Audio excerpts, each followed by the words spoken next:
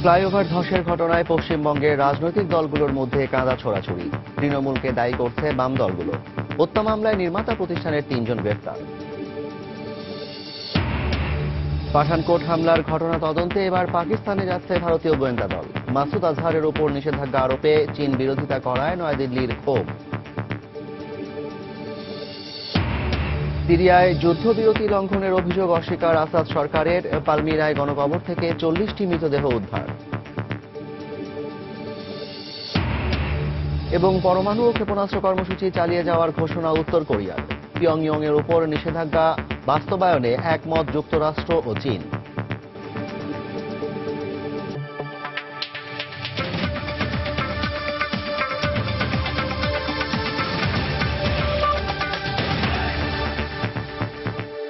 আন্তর্জাতিক সময়ের সঙ্গে আছি আমি জাফর সাদিক। কলকাতায় ফ্লাইওভার ধসের ঘটনায় নির্মাতা প্রতিষ্ঠানের আটক প্রকল্প পরিচালক সহ 3 কর্মকর্তাকে হত্যা মামলায় গ্রেফতার দেখানো হয়েছে। এ ঘটনায় কলকাতা মেট্রোপলিটন কর্তৃপক্ষের 2 ঊর্ধ্বতন প্রকৌশলীকে বরখাস্ত করেছে রাজ্য সরকার। এদিকে উদ্ধার কাজ ও আহতদের চিকিৎসায় তৃণমূল সরকারের বিরুদ্ধে অব্যবস্থাপনার অভিযোগ তুলেছেন বিরোধী রাজনৈতিক দলগুলো। তবে এ অভিযোগ অস্বীকার করেছেন তৃণমূল সভানেত্রী মমতা বন্দ্যোপাধ্যায়। এদিকে ফ্লাইওভার ধসের ঘটনায় নির্মাণজনিত ত্রুটিকে দায়ী করেছেন স্থানীয়রা। কলকাতার ঘনবসতিপূর্ণ এলাকার ভিতর দিয়ে গত 8 বছর ধরে চলছিল ধসে পড়া বিবেকানন্দ ফ্লাইওভারের নির্মাণ কাজ। নির্মাণাধীন এই ফ্লাইওভার ঘেঁষে বেশ কয়েকটি বাণিজ্যিক প্রতিষ্ঠান ছাড়াও বাস করে প্রায় 61টি পরিবার। ঝুঁকি মাথায় নিয়েই এতদিন ধরে এই এলাকায় স্থানীয়রা চলাচল করে আসছিল। এই ফেলিওরটা সাডেনলি ঘটেনি। ফেলিওর হওয়ার আগে অনেকক্ষণ ধরে ইন্ডিকেশন দিয়েছে যে আমি ফেল করছি। তো এটাকে অ্যাড্রেস করার অ্যাপ্রোচটা নিশ্চয়ই প্রপারলি ছিল না। সেটা যদি হতো, এটা ফেল করতো, ইঞ্জিনিয়ারিং ফেলিওর হতো, বাট ডিজাস্টার হতো না। ডিজাস্টারটা আমরা অ্যাভয়েড করতে পারতাম। এদিকে ফ্লাইওভার ধসের ঘটনায় রাজনৈতিক দলগুলোর মধ্যে শুরু হয়েছে কাদা ছোড়াছুড়ি। বাম দলগুলো সরাসরি তৃণমূলকে দায়ী করছে। সিপিআইএম নেতা বলছেন ফ্লাইওভার ধস নিয়ে মমতা বন্দ্যোপাধ্যায় রাজনৈতিক নোংরামি করছেন। হাজারো প্রজেক্ট বাম সরকারের আমলে হাজারো প্রকল্প ছিল, তৃণমূল ক্ষমতায় এসে সেগুলো চালু করে। তবে এক্ষেত্রে উল্টো সুর কেন তাদের? উन्होंने रीइनॉग्रेट किया है। তবে বিরোধীদের এসব অভিযোগ নাকচ করেছেন তৃণমূল সভানেত্রী মমতা বন্দ্যোপাধ্যায়। যে কাজ একটা দুটো প্রিজও করে গেছে আমাদের আজকে ফেস করতে হচ্ছে। আমার তো ভয় লাগে, আমি রাজারহাট দিয়ে যখন যাই কখন ধপ করে ভেঙে পড়ে যাবে। এগুলো তো করেছে, কোনো প্ল্যানিং নেই। শনিবার দুর্ঘটনাস্থল পরিদর্শনে আসেন ভারতের প্রধান বিরোধী দল কংগ্রেসের সহসভাপতি রাহুল গান্ধী। পরে হাসপাতালে গিয়ে আহতদের চিকিৎসার খোঁজ খবর নেন তিনি। নির্মাণাধীন বিবেকানন্দ ফ্লাইওভারের ধসে যাওয়া অংশের কাছেই নিহতদের জন্য আয়োজন করা হয় প্রার্থনার। গেল বৃহস্পতিবারের এই দুর্ঘটনায় নিহতদের সংখ্যা না বাড়লেও আহতদের অনেকের অবস্থা আশঙ্কাজনক বলে জানিয়েছে কর্তৃপক্ষ। এই ঘটনায় পুলিশের দায়ের করা হত্যা মামলায় গেল 2 দিনে নির্মাতা প্রতিষ্ঠান ভিআরসিএল এর 10 কর্মকর্তাকে জিজ্ঞাসাবাদের পর এদের 3 জনকে গ্রেফতার দেখানো হয়েছে। এছাড়া কলকাতা মেট্রোপলিটন কর্তৃপক্ষের 2 ঊর্ধ্বতন প্রকৌশলীকে বরখাস্ত করেছে রাজ্য সরকার। জাহিদুর রহমান, সময় সংবাদ। পাঠানকোট হামলায় জৈশ-ই মোহাম্মদের জড়িত থাকার বিষয়টি প্রমাণ করতে শিগগিরই পাকিস্তানে যাবে ভারতীয় গোয়েন্দা দল। এ বিষয়ে ভারত সফররত পাকিস্তানি তদন্ত দলের সঙ্গে ভারতীয় গোয়েন্দাদের বৈঠক ফলপ্রসূ হয়েছে বলে জানিয়েছে নয়াদিল্লি। মাসুদ আজহারকে নিরাপত্তা পরিষদের নিষেধাজ্ঞার তালিকাভুক্ত করার উদ্যোগে চীনের বিরোধিতা করায় এর তীব্র নিন্দা জানিয়েছে ভারত। শুক্রবার কাশ্মীরের শ্রীনগরে পাকিস্তানি পতাকা হাতে কয়েকজন বিক্ষোভ করলে নিরাপত্তা বাহিনীর সঙ্গে তাদের সংঘর্ষ হয়। বেশ কিছুক্ষণ ধাওয়া পাল্টা ধাওয়ার পর পুলিশের টিয়ার গ্যাস ছোড়ার মধ্য দিয়ে পরিস্থিতি নিয়ন্ত্রণে আসে। এদিকে ভারতের পাঠানকোট হামলার বিষয়ে পাকিস্তানি গোয়েন্দাদের ভারত সফরের মধ্যেই ভারতীয় তদন্ত দলের পাকিস্তান সফরে যাবার ইঙ্গিত দিল নয়াদিল্লি। জৈশ-ই মোহাম্মদ ও দলটির প্রধান মাসুদ আজহারকে এই হামলার জন্য দোষী প্রমাণ করতে শিগগিরই ভারতীয় গোয়েন্দারা পাকিস্তানে যাবে বলে শুক্রবার দেশটির ঊর্ধ্বতন কর্মকর্তারা গণমাধ্যমে জানান। পাকিস্তানি তদন্ত দলের সঙ্গে বৈঠক ফলপ্রসূ হয়েছে বলেও জানিয়েছেন ভারতের ইউনিয়ন মন্ত্রী কিরেন রিজিজু। পরে এই বৈঠকের ব্যাপারে গণমাধ্যমে কথা বলেন ভারতের গোয়েন্দা দল এনআইএ এর মহাপরিচালক। ভারতের গোয়েন্দাদের পাকিস্তান সফর সম্পর্কে তদন্ত দলকে জানানো হয়েছে। বৈঠকে হামলাকারীদের বিষয়ে পাকিস্তানি গোয়েন্দাদের বেশ কিছু তথ্য সরবরাহ করেছি আমরা। তারাও যেন আমাদের গোয়েন্দাদের এ ব্যাপারে সহায়তা করেন তার অনুরোধ জানানো হয়েছে। এদিকে জয়শী মোহাম্মদ প্রধান মাসুদ আজহারকে সন্ত্রাসী হিসেবে কালো তালিকাভুক্ত করতে জাতিসংঘে উত্থাপিত প্রস্তাবের বিরোধিতা করেছে চীন। ভারত বিষয়টির তীব্র নিন্দা জানিয়ে চীনের বিরুদ্ধে পাকিস্তানের হয়ে কাজ করার অভিযোগ তোলে। মাসুদ আজহারের মতো শীর্ষ সন্ত্রাসীকে প্রতিরোধে নিরাপত্তা পরিষদে এমন বিল আটকে যাওয়াটা খুবই দুঃখজনক। এর মাধ্যমে সন্ত্রাসবাদের বিরুদ্ধে ঐক্যবদ্ধ প্রতিরোধ গড়ে তোলার বিষয়টি আবারও অনিশ্চিত হয়ে পড়ল। পাঠানকোট হামলার তদন্তে 15 দিনের ভিসা নিয়ে পাকিস্তানের 5 সদস্যের একটি যৌথ তদন্ত দল 27 মার্চ ভারতে আসে। 29 মার্চ দলটি পাঠানকোট বিমান ঘাঁটি পরিদর্শন করে। এবছরের 2 জানুয়ারি উত্তর ভারতের পাঞ্জাব প্রদেশের পাঠানকোট বিমান ঘাঁটিতে সন্ত্রাসী হামলায় সামরিক বাহিনীর 7 সদস্য নিহত হয়। এই হামলার জন্য পাকিস্তানের জঙ্গি গোষ্ঠী জয়শী মোহাম্মদকে দায়ী করে আসছে ভারত। দেলোয়ার হোসেন, সময় সংবাদ। আন্তর্জাতিক জলসীমা লঙ্ঘনের অভিযোগে 59 ভারতীয় জেলেকে আটক করেছে পাকিস্তান। শুক্রবার পাকিস্তানের জলসীমায় ঢুকে পড়ায় ভারতের মাছ ধরার 10টি নৌকা সহ এদের আটক করে পাকিস্তানের নৌবাহিনী। পরে পুলিশের কাছে তাদের হস্তান্তর করা হয়। রোববারই 59 ভারতীয় জেলেকে আদালতে হাজির করা হবে। এক সপ্তাহ আগেই পাকিস্তান 86 জন জেলেকে মুক্তি দেয়। জলসীমা লঙ্ঘনের দায়ে পাকিস্তান ও ভারত প্রায়ই উভয় দেশে জেলেদের আটক করে।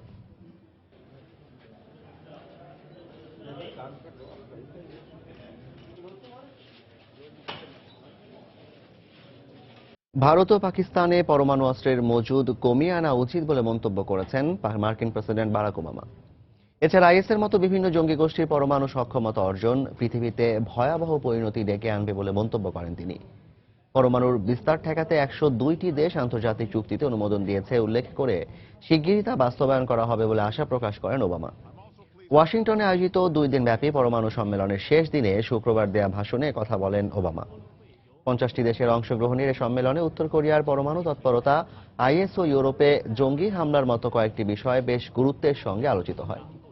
সম্মেলনের শেষ দিনের ভাষণে ওবামা বলেন, পরমাণু অস্ত্র তৈরির যে চেষ্টা আইএস চালিয়ে যাচ্ছে তা বিশ্বের নিরাপত্তার জন্য এক বড় হুমকি।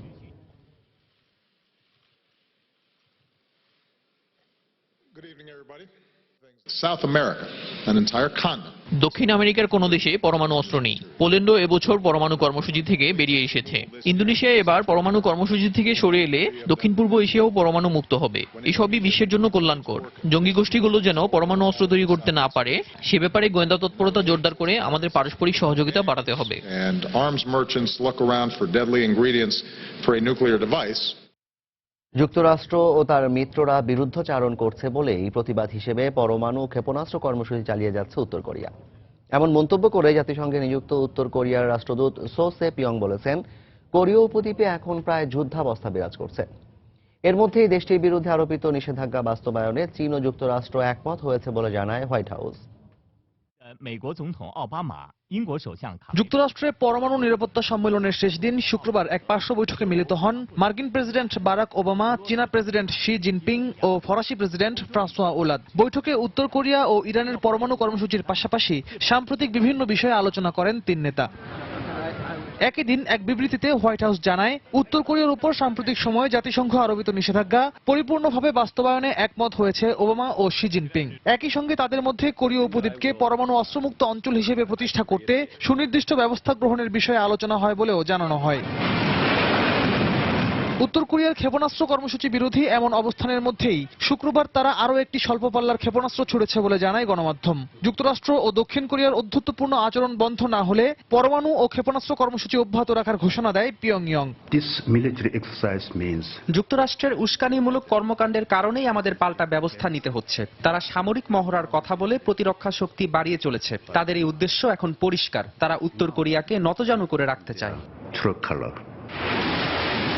এবছরের শুরুতে উত্তর কোরিয়ার পরমাণু বোমার পরীক্ষা ও দূরপাল্লার ক্ষেপণাস্ত্র উৎক্ষেপণকে কেন্দ্র করে 2 কোরিয়ার মধ্যে নতুন করে উত্তেজনা ছড়িয়ে পড়ে। এরই ধারাবাহিকতায় পিয়ংইয়ং এর উপর কয়েক ধাপে নতুন নিষেধাজ্ঞা আরোপ করে আন্তর্জাতিক সম্প্রদায়। কিন্তু এসব উপেক্ষা করেই সাগরে একের পর এক ক্ষেপণাস্ত্র ছুড়ে চলেছে উত্তর কোরিয়া। রিয়াদুল ইসলাম, সময় সংবাদ।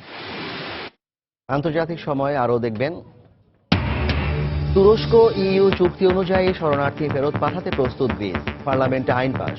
অভিবাসন প্রত্যাশীদের মধ্যে সংঘর্ষে বেশ কয়েকজন আহত। মিয়ানমারের নতুন সরকারে সূচির ক্ষমতা বাড়ানোর ব্যাপারে এনএলডি ও সামরিক বাহিনী মনোনীত সংসদ সদস্যদের মধ্যে মতবিরোধ দেখা দিয়েছে। রয়টার্স জানায় এনএলডি ও সামরিক আইন প্রণেতাদের এই মতবিরোধের মধ্যেই সূচিকে রাষ্ট্রীয় উপদেষ্টা করার বিলটি শুক্রবার পার্লামেন্টের উচ্চকক্ষে পাশ হয়। তবে তা আইনে পরিণত হওয়ার জন্য দুকক্ষেরই অনুমোদন প্রয়োজন। সোমবার বিলটি নিম্নকক্ষে ওঠার কথা রয়েছে। পার্লামেন্টের উচ্চকক্ষে সেনাবাহিনীর মনোনীত আইন প্রণেতারা সূচিকে রাষ্ট্রের বিশেষ উপদেষ্টা বানানোর পরিকল্পনার বিরোধিতা করে। এতে পার্লামেন্ট, বিচার ও নির্বাহী বিভাগের ভারসাম্য নষ্ট হবে বলে অভিযোগ করেন তারা। সংবিধান অনুযায়ী মিয়ানমারের পার্লামেন্টে সামরিক বাহিনীর 25% আসন রয়েছে।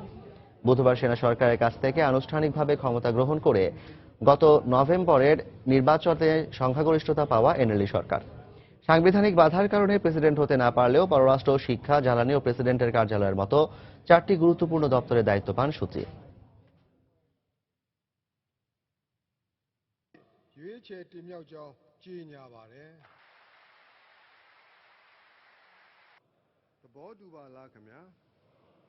সিরিয়ায় সেনাবাহিনী যুদ্ধবিরতি লঙ্ঘন করে বেসামরিক নাগরিকদের ওপর বিমান হামলা চালাচ্ছে বলে অভিযোগ করেছে ফ্রান্স। তবে অভিযোগ অস্বীকার করেছে সিরীয় সরকার।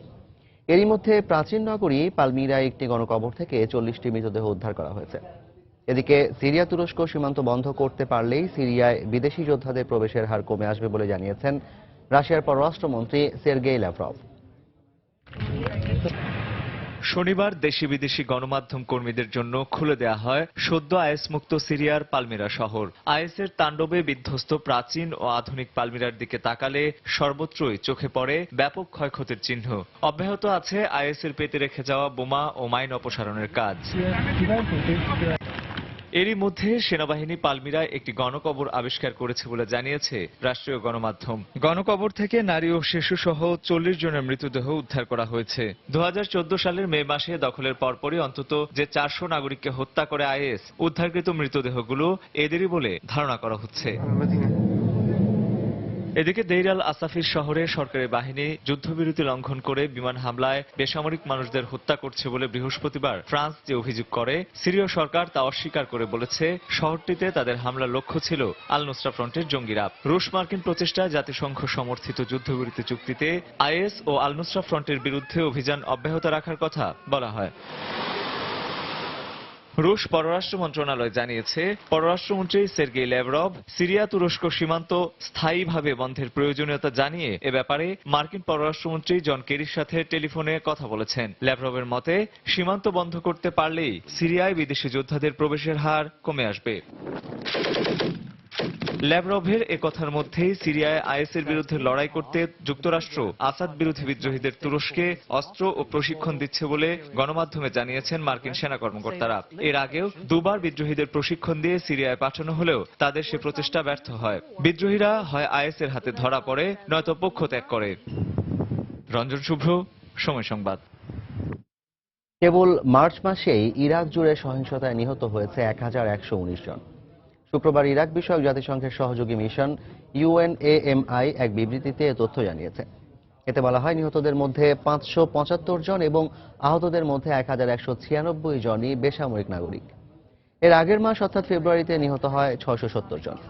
এদিকে মার্কিন বাহিনী যেসব লক্ষ্যবস্তুতে হামলা চালিয়েছে তার মধ্যে ইরাকের মসুলে আইএসের বোমা ও রাসায়নিক অস্ত্র তৈরির উচ্চ প্রযুক্তি সম্পন্ন ল্যাবরেটরিও আছে। ল্যাবরেটরিটিতে 40 কিলোগ্রাম ইউরেনিয়াম আছে বলে ওয়াল স্ট্রিট জার্নালকে জানান ইরাকি কর্মকর্তা হাতেম ম্যাকসোসি। তিনি বলেন, এখানে উচ্চ ক্ষমতা সম্পন্ন বোমা তৈরির প্রশিক্ষণ পেয়ে প্রশিক্ষার্থীরা প্যারিস ও ব্রাসেলসে বোমা হামলা চালানোর মতো শক্তিশালী বোমা তৈরি করতে সক্ষম হন। Footage emerges as some Islamist groups fighting in the country have rejected the announcement of an Islamic caliphate. 9 groups, including fighters and religious scholars, have called on Muslims to avoid siding. সিরিয়ার সীমান্তের কাছে তুরস্কের গুলিতে ভূপাতিত রুশ যুদ্ধ বিমানের চালককে হত্যাকারী তুর্কম্যান বিদ্রোহী আলপারসলান চেলিকের বিরুদ্ধে প্রতারণা, চোরাচালান ও অর্থ জালিয়াতির অভিযোগ এনেছে তুর্কি পুলিশ। নিরাপত্তা বাহিনীর মরাতে স্থানীয় গণমাধ্যম জানিয়েছে, চেলিক 2014 সালে তুরস্কের এলাজিক জেল থেকে এক বন্দীকে পালাতে সহায়তা করে। বৃহস্পতিবার একটি রেস্তোরাঁ থেকে চেলিকের 13 সহযোগী সহ তাকে গ্রেফতার করা হয়। গত বছরের নভেম্বরের 24 তারিখে আকাশসীমা লঙ্ঘনের অভিযোগে তুর্কি বাহিনীর একটি রুশ যুদ্ধ বিমানকে গুলি করে ভূপাতিত করে। পরে অনলাইনে প্রকাশিত এক ভিডিওতে দেখা যায়, সিরিয়ার তুর্কম্যান এলাকায় বিমানটি বিধ্বস্ত হলে সেখানে আহত পাইলটকে গুলি করে হত্যা করে চেলিক। সম্প্রতি মস্কো সরকার তুরস্কের কাছে চেলিককে গ্রেফতার করে তাদের হাতে তুলে দেওয়ার দাবি জানায়।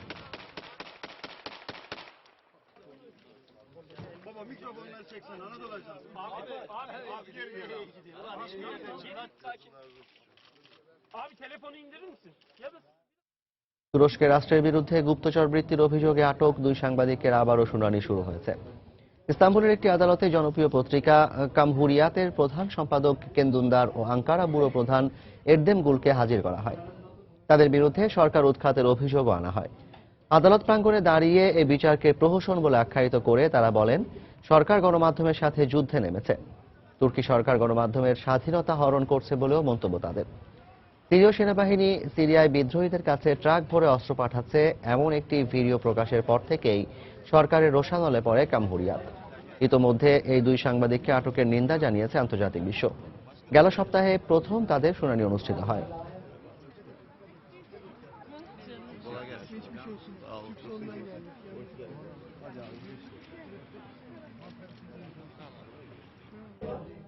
সোমালিয়ার দক্ষিণাঞ্চলে জঙ্গি সংগঠন আল শাবাবের এক শীর্ষ নেতার অবস্থান লক্ষ্য করে বিমান হামলা চালিয়েছে যুক্তরাষ্ট্র। শুক্রবার এক বিবৃতিতে পেন্টাগন জানায়, হাসান আল ধোরে নামে ওই জঙ্গি নেতা বিদ্রোহী সংগঠন আল কায়দারও এক গুরুত্বপূর্ণ সদস্য। হাসান আল ধোরে আফ্রিকান নিরাপত্তা বাহিনী ও মার্কিন নাগরিকদের উপর বেশ কিছু ভয়াবহ হামলায় অংশ নিয়েছে বলেও জানায় পেন্টাগন। তবে বিমান হামলায় এ শীর্ষ নেতা নিহত হয়েছেন কিনা তা নিশ্চিত করে জানায়নি যুক্তরাষ্ট্র।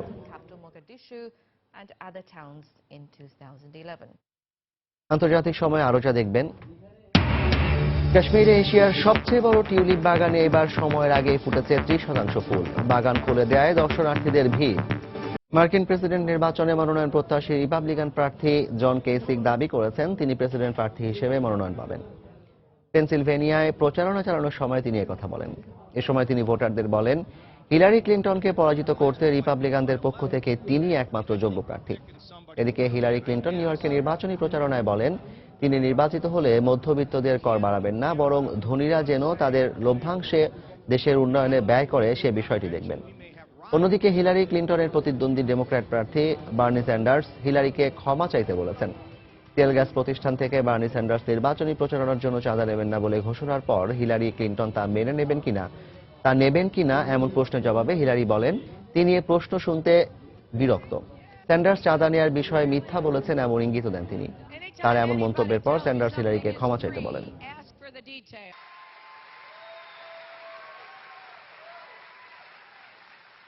Yesterday, some of you may know, Secretary Clinton was met with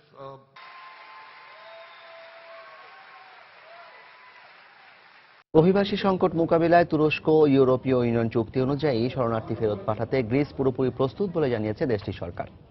এ বিষয়ে গ্রিক পার্লামেন্টে একটি আইনও পাশ হয়েছে। তবে তুরস্ক এখনও শরণার্থী ফেরত নেওয়ার জন্য পুরোপুরি প্রস্তুত নয় বলে সতর্ক করেছে জাতিসংঘের শরণার্থী বিষয়ক সংস্থা UNHCR। এর মধ্যে গ্রিসের সিওস দ্বীপে শরণার্থী শিবিরে দুদল অভিবাসীর মধ্যে সংঘর্ষে বেশ কয়েকজন আহত হয়েছে। শুক্রবার তুরস্কে ফেরত পাঠানোর উদ্দেশ্যে গ্রিসের সিওস দ্বীপে আটকে রাখা শরণার্থীদের মধ্যে সংঘর্ষ হয়। এ ঘটনার পর সেখানকার শত শত শরণার্থী বিক্ষোভ করে। তুরস্কে নয়, বরং ইউরোপ যাওয়ার দাবি জানিয়ে বিক্ষোভ করে তারা। এক পর্যায়ে তারা কাঁটাতারের বেড়া ভেঙে এথেন্সের কাছে পিরাউস বন্দর নগরীর দিকে এগিয়ে যায়।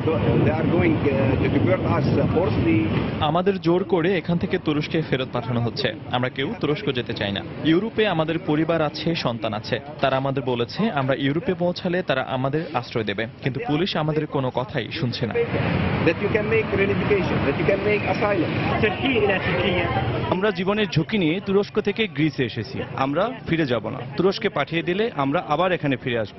আমরা তুরস্কে নয়, জার্মানি অথবা অস্ট্রিয়া যেতে চাই। এরই মধ্যে EU এর সঙ্গে চুক্তি অনুযায়ী অভিবাসীদের তুরস্কে ফেরত পাঠানোর বিষয়ে একটি আইন পাশ হয়েছে গ্রিক পার্লামেন্টে। অভিবাসীদের পুনর্বাসনের অংশ হিসেবে 20 মার্চের পর গ্রিসে আসা যেসব শরণার্থী আশ্রয়ের জন্য আবেদন করবে না অথবা যাদের আবেদন প্রত্যাখ্যান করা হবে তাদের তুরস্কে ফেরত পাঠানো হবে। এর প্রেক্ষিতে আগামী সোমবার গ্রিস থেকে ফেরত পাঠানোর প্রথম দলটি গ্রহণ করার কথা রয়েছে তুরস্কের। তবে গ্রিস প্রস্তুত থাকলেও ইইউ এর সঙ্গে চুক্তি বাস্তবায়নে তুরস্ক এখনো প্রস্তুত কিনা সেই বিষয়ে আশঙ্কা প্রকাশ করে তুরস্কে অভিবাসীদের ফেরত পাঠানোর বিষয়ে সতর্ক করেছে জাতিসংঘের শরণার্থী বিষয়ক সংস্থা UNHCR। ইইউ ও তুরস্কের মধ্যে স্বাক্ষরিত চুক্তি অনুযায়ী শরণার্থীদের ফেরত পাঠানোর আগে সেখানে পর্যাপ্ত সুযোগ সুবিধা রয়েছে কিনা তা নিশ্চিত করার জন্য আমরা সব পক্ষকে আহ্বান জানাচ্ছি। ইইউ এর বাড়তি সহায়তা ছাড়া সেটা করা সম্ভব নয় বলেই আমরা মনে করি। এদিকে তুরস্কে পালিয়ে আসা সিরীয় নাগরিকদের জোর করে নিজ দেশে ফেরত পাঠাচ্ছে বলে আঙ্কারার বিরুদ্ধে আনা অভিযোগ অস্বীকার করেছে দেশটির সরকার। চলতি বছরের মধ্য জানুয়ারি থেকে প্রতিদিন গড়ে 100-এরও বেশি সিরীয়কে নিজ দেশে জোর করে ফেরত পাঠানো হচ্ছে বলে তুরস্কের বিরুদ্ধে অভিযোগ করে আন্তর্জাতিক মানবাধিকার সংস্থা অ্যামনেস্টি ইন্টারন্যাশনাল ও ব্রিটেন ভিত্তিক পর্যবেক্ষণ সংস্থা Syrian Observatory for Human Rights. Shirin Akhtar, সময় সংবাদ। নিরাপত্তার কারণ দেখিয়ে বেলজিয়ামে ব্রাসেলসের জাভেন্তেম আন্তর্জাতিক বিমানবন্দর শুক্রবার খুলে দেওয়া হয়নি। বেলজিয়ামের সন্ত্রাসী হামলার ঘটনায় ব্রাসেলসের বিমানবন্দরটি টানা 9 দিন বন্ধ থাকার পর শুক্রবার এর আংশিক খুলে দেওয়ার কথা ছিল। পুলিশ জানিয়েছে বিমানবন্দর পুনরায় খুলে দেওয়ার জন্য যে নিরাপত্তা ব্যবস্থা গ্রহণ করা হয়েছে তা পর্যাপ্ত নয়। তবে এর আগে প্রাথমিকভাবে স্বল্প পরিসরে চেক ইন ব্যবস্থা চালুর পাশাপাশি ফ্লাইটের ডিপার্চার এলাকার 20% খুলে দেওয়ার তথ্য জানানো হয়। গত 22 মার্চ ব্রাসেলসে সিরিজ বোমা হামলায় নিহত হয় 30 জনেরও বেশি মানুষ।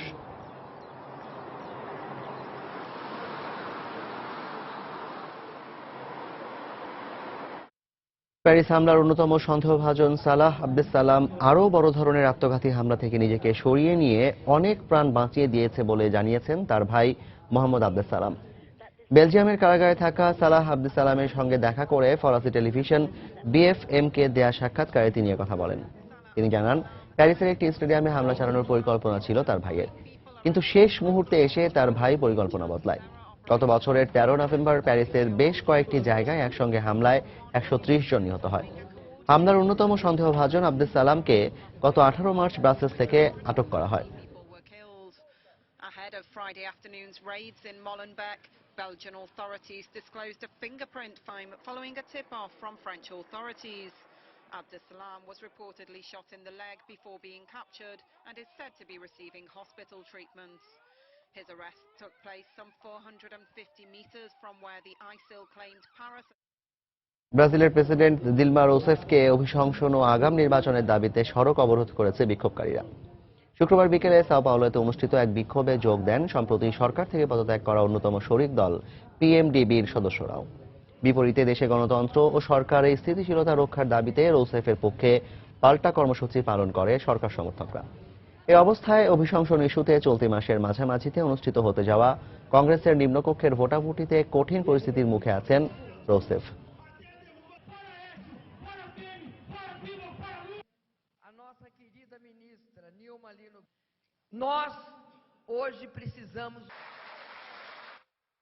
ব্যক্তিগত বাড়ি নির্মাণে সরকারি কোষাগারের খরচ করা অর্থ ফিরিয়ে দিতে আদালতের দেয়া রুলের প্রতি শ্রদ্ধা জ্ঞাপন করে অচিরেই তা ফেরত দেবেন বলে জানিয়েছেন দক্ষিণ আফ্রিকার প্রেসিডেন্ট জ্যাকব জুমা।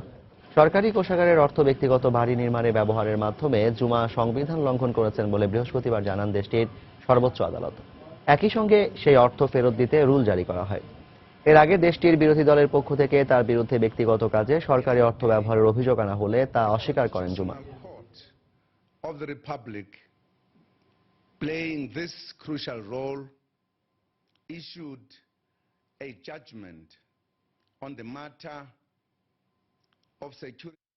মেক্সিকোর নিখোঁজ 43 শিক্ষার্থীর মধ্যে অন্তত 17 জনের দেহ আগুনে ভস্মীভূত করার প্রমাণ পেয়েছে দেশটির একটি বেসরকারি অগ্নি বিশেষজ্ঞ দল। শুক্রবার এই তথ্য প্রকাশ করা হয়। এর আগে সরকারের পক্ষ থেকে অপহৃত ওই শিক্ষার্থীদের চুল্লিতে পুড়িয়ে মেরে ফেলা হয়েছে বলে দাবি করা হয়। বিশেষজ্ঞ দলের এমন তথ্য প্রকাশের পর কোন এলাকার চুল্লিতে এই হত্যাকাণ্ড সংঘটিত হয়েছে তা তদন্ত কাজ শুরুর কথা জানিয়েছেন দেশটির অ্যাটর্নি জেনারেল। মেক্সিকান সরকারের তথ্য মতে গেল 2015 সালে দুর্নীতিবাজ পুলিশ কর্মকর্তারা এসব শিক্ষার্থীকে অপহরণ করে দেশটির মাদক চোরাকারবারি চক্রের হাতে তুলে দিয়েছিল। এরপর তাদের কোকুলা শহরের কাছে কোনো এক এলাকায় আগুনে পুড়িয়ে হত্যা করা হয়। তবে এই দাবির সঙ্গে ভিন্ন মত প্রকাশ করেছে একটি মানবাধিকার সংগঠন।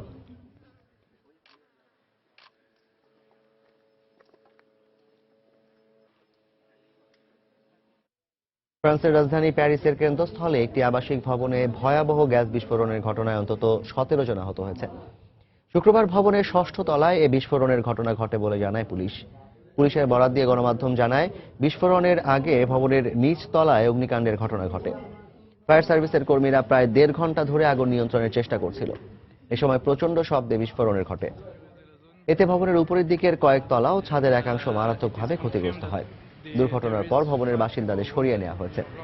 তবে বিস্ফোরণের 10 ফায়ার সার্ভিসের কর্মী ও ভবনের 7 জন বাসিন্দা আহত হয় বলে জানায় পুলিশ।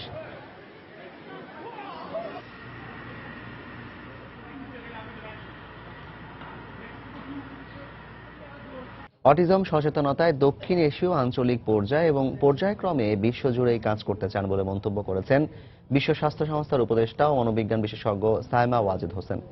বিশ্ব অটিজম সচেতনতা দিবস উপলক্ষে জাতিসংঘের উচ্চ পর্যায়ের প্যানেল আলোচনায় তিনি এ মন্তব্য করেন। এদিকে জাতিসংঘের দিনব্যাপী কর্মসূচির উদ্বোধনী অনুষ্ঠানে জাতিসংঘ মহাসচিব বান কি মুন প্রতিবন্ধীদের অধিকার নিশ্চিতে সদস্য রাষ্ট্রগুলোকে আহ্বান জানান। নিউ ইয়র্ক থেকে শিহাবুদ্দিন কিসরুর পাঠানো তথ্য ছবি নিয়ে ডেস্ক রিপোর্ট। মার্কিন অটিজম সোসাইটির পরিসংখ্যান অনুযায়ী যুক্তরাষ্ট্রের প্রতি 68 জন শিশুর মধ্যে একজন সহ বিশ্বের মোট জনসংখ্যার প্রায় 1% মানুষ অটিজম আক্রান্ত। এই জনগোষ্ঠীকে সম অধিকারে উন্নয়নের অংশীদার করতে জাতিসংঘের 2030 টেকসই উন্নয়ন লক্ষ্যমাত্রা কর্মসূচিতে অন্তর্ভুক্ত করা হয়েছে অটিজম আক্রান্তদেরকে অধিকার নিশ্চিতকরণ। জাতিসংঘ সদর দপ্তরে অটিজম সচেতনতায় দিনব্যাপী কর্মসূচির উদ্বোধন অনুষ্ঠানে ভিডিও বার্তায় জাতিসংঘ মহাসচিব বান কি মুন বলেন, জাতিসংঘ অটিজম আক্রান্ত জনগোষ্ঠীর অধিকার নিশ্চিতকরণে চ্যালেঞ্জ নিয়েছে। Some societies shun people with autism.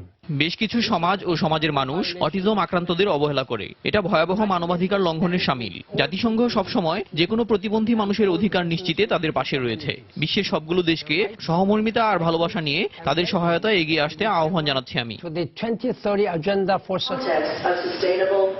শুক্রবার দুপুরে অন্তর্ভুক্তিমূলক শিক্ষা, টেকসই অব্যাহত অর্থনৈতিক প্রবৃদ্ধি ও অংশীদারিত্ব বিষয়ে নীতি নির্ধারণী প্যানেল আলোচনায় মিসেস বান কি মুন এবং অটিজম স্পিক্সের যুগ্ম প্রতিষ্ঠাতা সুজান রাইটস সহ সাইমা ওয়াজেদ হোসেনও বক্তব্য রাখেন। নীতি নির্ধারণী এ আলোচনায় সাইমা ওয়াজেদ হোসেন বলেন, অটিজমের শিকার আক্রান্তদেরকে স্বাভাবিক জীবনযাপনে সহায়তা দিতে হবে।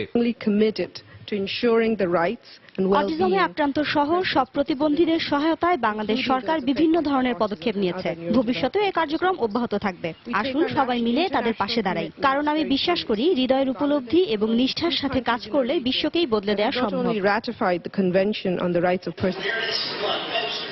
এছাড়া অটিজম মোকাবেলা, টেকসই উন্নয়ন লক্ষ্যমাত্রার আলোকে বিশ্ব সম্প্রদায়ের কৌশল শীর্ষক আলোচনায় মূল বক্তা হিসেবে বক্তব্য রাখেন সাইমা ওয়াজেদ হোসেন। যুক্তরাষ্ট্র, কাতার, কাজাখস্তান, ভারত, দক্ষিণ কোরিয়া ও বাংলাদেশ জাতিসংঘ অটিজম সচেতনতা দিবস উদযাপনে যৌথভাবে সহযোগিতা করেছে। সময় সংবাদ, নিউ ইয়র্ক। ভারতের মহারাষ্ট্রের প্রতিটি মন্দিরে এখন থেকে নারীরা প্রবেশ করতে পারবে বলে এক আদেশ জারি করেছেন মুম্বাই হাইকোর্ট। আদালতের ওই আদেশে বলা হয়, মন্দিরে প্রবেশ করা প্রতিটি নারীর মৌলিক অধিকার এবং সরকার তাদের অধিকার রক্ষা করবে। শত বছরের প্রচলিত প্রথা অনুযায়ী ভারতের কয়েকটি মন্দিরে নারীদের প্রবেশ করতে দেওয়া হতো না, যেগুলোর মধ্যে অন্যতম মহারাষ্ট্রের আহমেদনগর জেলার শনি মন্দির। নারীর প্রতি বৈষম্যমূলক এই আচরণের প্রতিবাদে গত জানুয়ারিতে একটি মানবাধিকার সংগঠন পূর্ব ঘোষণা দিয়ে মন্দিরটিতে প্রবেশের চেষ্টা করে। এ সময় কয়েকশো নারী খালি পায়ে মন্দিরটিতে প্রবেশ করতে গেলে দূর থেকেই আটকে দেয় পুলিশ। পরে আদালতে শরণাপন্ন হয় সংগঠনটি।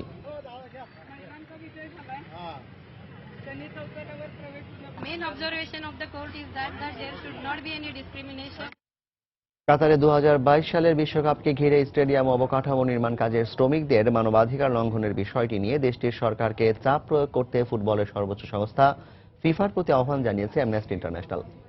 ফিফার নতুন কমিটিকে এ ব্যাপারে ব্যবস্থা নেওয়ার অনুরোধ জানায় মানবাধিকার সংস্থাটি। এর আগে কাতারে 2022 সালের বিশ্বকাপকে ঘিরে স্টেডিয়াম ও অবকাঠামো নির্মাণ কাজের শ্রমিকদের মানবাধিকার লঙ্ঘন হচ্ছে বলে প্রতিবেদন প্রকাশ করে অ্যামনেস্টি।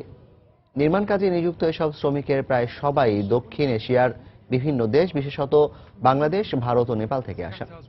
শ্রমিকদের নিম্নমানের কাজের পরিবেশ, বিনা মজুরিতে জোরপূর্বক অতিরিক্ত খাটানোর পাশাপাশি নিপীড়ন করা হচ্ছে বলে অভিযোগ করে অ্যামনেস্টি ইন্টারন্যাশনাল। বিশেষ করে আল খলিফায় আন্তর্জাতিক স্টেডিয়ামের নির্মাণ শ্রমিকরা নিয়োগ ফি হিসেবে প্রচুর অর্থ ব্যয় করলেও তাদের মজুরি পরিশোধ করছে না কর্তৃপক্ষ। বিশ্বকাপের অবকাঠামো নির্মাণ কাজে বর্তমানে কাতারে 5100 শ্রমিক কাজ করছে। 2018 সালের মধ্যে সংখ্যা 36,000-এ পৌঁছাবে বলে জানিয়েছে amnesty. Since the tiny Gulf state of Qatar stunned the world by winning the chance to host football's most dazzling tournament, it's attracted world.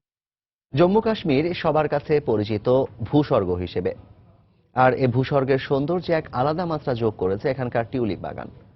ভারতের কাশ্মীরের শ্রীনগরে এশিয়ার সবচেয়ে বড় টিউলিপ বাগানের 30% কুঁড়ি এবার সময়ের আগেই ফোটে, আর তাই নির্ধারিত সময়ের আগে স্থানীয় পর্যটকদের জন্য বাগানটি খুলে দেওয়া হয়। নৈসর্গিক সৌন্দর্যের রাজ্য ভারতের জম্মু কাশ্মীর। এ রাজ্যটি পর্যটকদের অন্যতম আকর্ষণের স্থান। তার সাথে নতুন মাত্রা যোগ হয়েছে ডাল লেকের ধারে এশিয়ার বৃহত্তম টিউলিপ বাগান, যেখানে গেলে চারপাশে ফোটা নানা রঙিন ফুলের অপরূপ সৌন্দর্যে চোখ জুড়িয়ে যায় সবার। প্রতি বছর এপ্রিল মাসে এ বাগানটি জনসাধারণের জন্য খুলে দেয়া হয়। টিউলিপ ফোটার উপযুক্ত সময় এপ্রিলে বাগানের প্রায় সমস্ত সবুজ রঙিন চাদরে ঢেকে যায়। প্রিয় ফুলের নান্দনিক সৌন্দর্য উপভোগ করতে প্রথম দিন থেকেই দেখা গেছে স্থানীয় ও পর্যটকদের উপচে পড়া ভিড়। বিভিন্ন জাতের অনেক রঙিন ফুল আছে এই বাগানে। আগামী কয়েকদিনের মধ্যে মনে হয় সব ফুলই ফুটবে, তখন তো এই বাগানটিকে আরো অনেক সুন্দর দেখাবে। এখানে এত সুন্দর ফুল রয়েছে যে মনে হচ্ছে আমাদের হল্যান্ডে যাওয়ার প্রয়োজন নেই। এখানে এলে মনে হয় যেন স্বর্গে এসেছি। 15 হেক্টর জায়গা জুড়ে থাকা এই বাগানে প্রায় 13 লাখ টিউলিপ গাছ রয়েছে। এবছর আরো নতুন গাছ আমদানি করা হয়েছে বলে জানিয়েছেন বাগানের দায়িত্বরত কর্মকর্তা। এবছর আমরা 20টি নতুন জাতের 4,02,000 টিউলিপের চারা আমদানি করেছি। এরই মধ্যে এই বাগানে 3,06,000 ফুল রয়েছে। এই মৌসুমে বাগানে 10 লাখ টিউলিপ ফুল ধরবে বলে আশা করা হচ্ছে। আগে এই বাগানের নাম ছিল সিরাজবাগ, পরে নাম বদলে 2008 সালে এর নামকরণ করা হয় Indira Gandhi Memorial tulip garden, যার উদ্বোধন করেন তৎকালীন মুখ্যমন্ত্রী গোলাম নবী আজাদ। শিরিন আক্তার, সময় সংবাদ। এ পর্যায়ে আবারও জানিয়ে দিচ্ছি আন্তর্জাতিক সময়ের শীর্ষ সংবাদগুলো। ফ্লাইওভার ধসের ঘটনায় পশ্চিমবঙ্গের রাজনৈতিক দলগুলোর মধ্যে কাঁদা ছোড়াছুড়ি। তৃণমূলকে দায়ী করছে বাম দলগুলো। হত্যা মামলায় নির্মাতা প্রতিষ্ঠানের 3 জন গ্রেফতার। পাঠানকোট হামলার ঘটনা তদন্তে এবার পাকিস্তানে যাচ্ছে ভারতীয় গোয়েন্দা দল। মাসুদ আজহারের উপর নিষেধাজ্ঞা আরোপে চীন বিরোধিতা করায় নয়াদিল্লির ক্ষোভ। সিরিয়ায় যুদ্ধবিরতি লঙ্ঘনের অভিযোগ অস্বীকার আসাদ সরকারের। পালমিরায় গণকবর থেকে 40টি মৃতদেহ উদ্ধার। এবং পরমাণু ও ক্ষেপণাস্ত্র কর্মসূচি চালিয়ে যাওয়ার ঘোষণা উত্তর কোরিয়ার। পিয়ংইয়ং এর ওপর আরোপিত নিষেধাজ্ঞা বাস্তবায়নে একমত যুক্তরাষ্ট্র ও চীন। এই ছিল আন্তর্জাতিক সময়। যে কোনো খবর পেতে ভিজিট করুন সময়নিউজ.tv। সঙ্গে থাকুন সময়।